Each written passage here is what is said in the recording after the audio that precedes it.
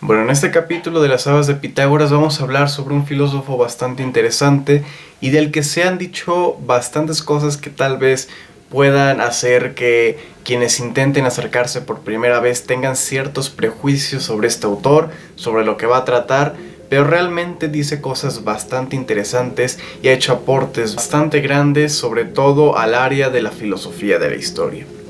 Este filósofo del que estamos hablando es ni nada más ni nada menos que Karl Marx. Pues bien, Marx tiene bastantes trabajos, pero en específico en el que nos vamos a referir en este video es al escrito que trata sobre la crítica de las ideologías. Pues bien, una ideología no es algo nuevo. Y sobre todo esto quiero resaltarlo porque muchas veces, y sobre todo últimamente, se ha escuchado a gente decir y criticar sobre todo a los adultos mayores que dicen: no, las ideologías de los nuevos jóvenes están deformando la cultura, los valores y todas esas cosas. Y eso no tiene nada que ver, porque una ideología es precisamente un modo en el que el individuo se relaciona con su entorno. Entonces las ideologías han existido desde siempre. Una ideología puede ser una religión como el cristianismo, puede ser una costumbre como las tradiciones que se celebran en México, o sea, como un modo de celebrar a los muertos, como hace poco acaba de suceder el Día de Muertos. Una ideología también puede ser una moral, una ideología puede ser un modo de pensar sobre la vida, sobre cómo me voy a relacionar con los demás, eso o una moda. Entonces, una ideología siempre ha existido. Hay que emplear bien el término. Pero ¿qué nos quiere decir Marx con respecto a las ideologías? Pues bien, Marx apunta precisamente y hace una crítica al idealismo, comenzando a decir que la conciencia no es algo que esté fuera del sujeto y en el cual el sujeto únicamente participa de ella para que se lleve a cabo un desarrollo que ya está, por así decirlo, escrito o ya es de algún modo necesario para que la historia se dé, así como Hegel decía, ¿no? Que el espíritu se está desarrollando precisamente en la cultura, en la historia, para que alcance poco a poco su libertad. Pues bien, Marx pone de manifiesto que esta interpretación de la historia que viene como si fuera desde el cielo a la tierra, pues es muy problemática al momento de explicar realmente lo que acontece en la vida. Y Marx propone que invertamos esa propuesta y que nos situemos primero en la tierra, es decir, en el sujeto viviente. Y ese sujeto viviente va a hacer que sus ideologías, su manera de pensar, no estén determinados a priori por esta conciencia que está fuera del sujeto, sino que esa conciencia que es en Marx parte del sujeto se irá desarrollando de acuerdo al alcance que tenga el individuo con la naturaleza. Es decir, ya en Marx se puede ver que hay un problema cuando las clases sociales hacen que los diferentes individuos tengan diferencias abismales en cuanto a su capacidad para desarrollarse con su entorno. Porque las clases sociales que carezcan de las mayores oportunidades para desenvolverse en su entorno son aquellas clases sociales cuyas ideologías únicamente van a ser impuestas por las clases dominantes. Y ese es un problema, porque esas clases no van a tener la oportunidad. Ojo, sí tienen la capacidad, todo sujeto tiene la capacidad de pensar y de replantearse y de hacer una actitud crítica ante la sociedad. Pero cuando las clases sociales oprimen a las mayorías y únicamente les dan la posibilidad de seguir una ideología que ha impuesto un grupo minoritario, no va a ser posible que puedan tener la misma ventaja y el mismo nivel de desarrollo intelectual que clases minoritarias con todo el poder y con todos los medios, sobre todo ya sea de producción o de difusión, para poder comprender la naturaleza, el entorno en el que viven y poder desarrollarse precisamente en libertad. A ese respecto, Marx nos dice que la conciencia tiene un lenguaje, o más bien se vuelve práctica, y al hacerse práctica se manifiesta a través del lenguaje. Es decir, si por ejemplo un sujeto nace en una parte de México, ese sujeto únicamente va a tener como conciencia lo que ve a su alrededor. Es decir, si no tiene acceso a libros, a internet, a educación, a otras personas con otros entornos diferentes que le permitan aprender a sus conciencias en el lenguaje y así ensanchar la suya propia, se verá muy limitado y su conciencia y su lenguaje serán demasiado reducidos con respecto a aquellas conciencias que tienen este acceso a los medios digitales, a la educación, a los libros y a poder convivir con otras personas que les permitan ensanchar su propia experiencia de conciencia. Y aquí un problema, porque ya vemos que aquí un gran número de gente no tiene la oportunidad de pensarse a sí misma o de ensanchar su conciencia, de ensanchar también su conciencia práctica, que es su lenguaje.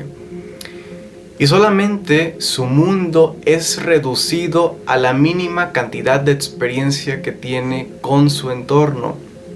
De tal modo que únicamente esas conciencias que pertenecen a las clases sociales más bajas únicamente disponen de ciertas ideas dominantes que vienen precisamente de las clases dominantes.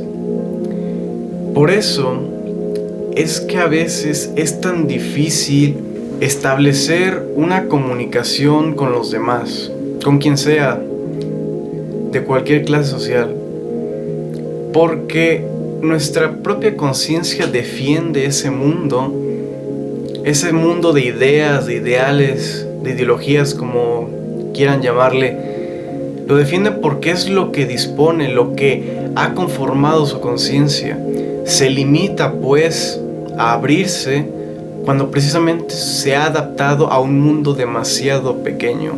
Y claro, este problema no solamente afecta a las clases sociales más vulnerables, sino que también se sitúa, pero de otro modo, en las clases sociales dominantes, como pueden ser también en la misma academia, en la academia literaria, en la academia filosófica, que la academia hace un compilado de ideas, de manifiestos, de discursos literarios que termina como un modelo a seguir. Es decir, son las ideas dominantes. Y deja de lado todos aquellos discursos que no se asemejan a tales discursos que han sido establecidos como la forma. Entonces, cuando nosotros, por una parte, estando en América Latina, hacemos filosofía desde nuestra América, escribimos desde nuestra realidad, nos dibujamos como son nuestros cuerpos, no como son los cuerpos europeos, y esos manifiestos artísticos, literarios, filosóficos no son reconocidos por este apartado de clase social dominante que conforma lo que es la academia, pues no son bien asimilados, no son bien difundidos, no son bien conocidos, y nosotros nos relegamos a nuestro propio olvido.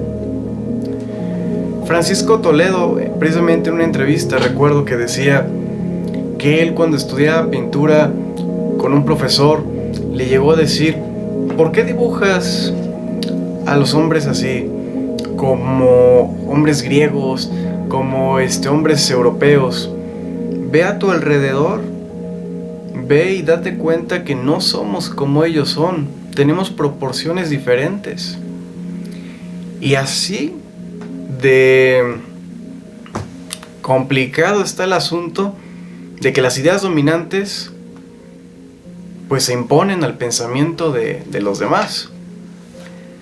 Nos enseñan a vivir de tal modo, a llevar a cabo cierta moral, a llevar a cabo ciertos comportamientos, y no nos estamos dando cuenta que esas ideologías que nos imponen desde niños,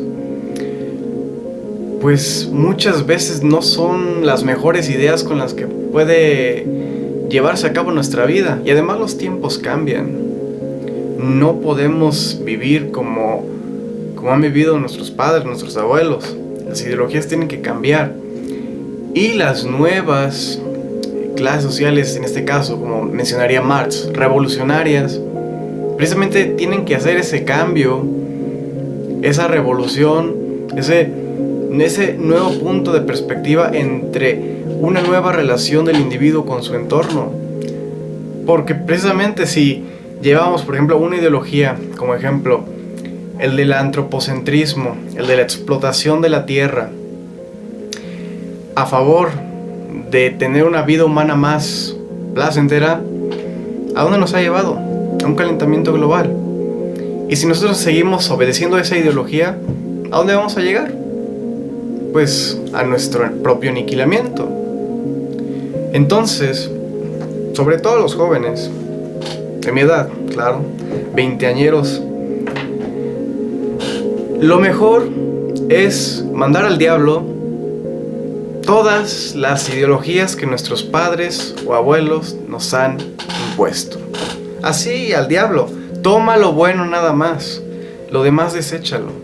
Si ves que ese tipo de pensamientos ya no ayudan a mantener una sociedad más justa, más igualitaria, más libre, al diablo. Eso es lo que menciona Marx, el peligro de que las clases dominantes se apropien de nuestro propio pensamiento. Si ustedes, jóvenes, no pertenecen, así como yo, su servilleta, a las clases dominantes, atrévanse a pensar diferente. No sigan los cánones que la academia ha impuesto.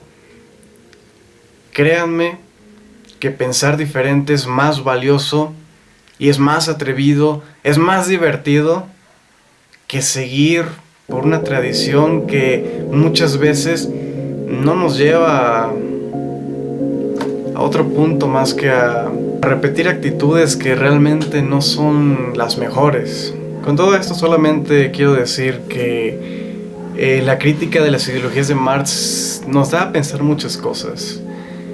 Y muchas veces nosotros, sobre todo en el ámbito académico, nos pueden llegar a hacer pensar que nuestro pensamiento no es válido o no es correcto porque no se ajusta a los cánones, a la forma del pensamiento dominante. Pero realmente nuestro pensamiento, en nuestra particularidad, que se ha desarrollado de acuerdo a las experiencias que hemos tenido con nuestro entorno, es tan valioso, pero en serio tan valioso, que hasta de quien sea que haya ganado premios Nobel y ande rodeado de premios y menciones burguesas, siéntanse valiosos porque lo son.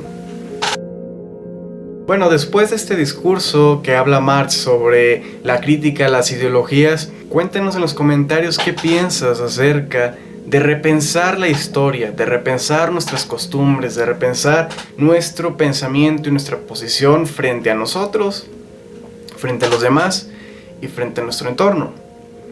También te invito a que te des cuenta que tu pensamiento es igual de válido aunque no se trate de una idea dominante.